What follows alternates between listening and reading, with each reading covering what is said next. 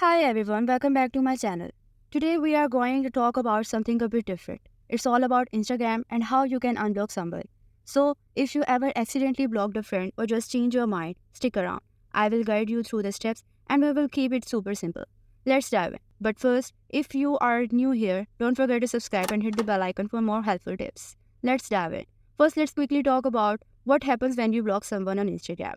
When you block a user, they can't see your profile, post, or stories. They also can't message you, but don't worry, unblocking someone is just as easy. Alright, here how you can unblock someone on Instagram in just a few simple steps. Start by opening your Instagram app on your phone. Tap on your profile icon in the bottom right corner. Click on the three lines in the top right corner. Now, scroll down until you see blocked accounts. You will see a list of people you have blocked. Tap on the person you want to unblock and you will see the option to unblock them. Just hit the unblock and you are done. And that's it. You have successfully unblocked someone on Instagram. Now they can see your posts and stories again. If you found this video helpful, don't forget to like and subscribe for more easy tips. Thank you for watching and I'll see you in the next video.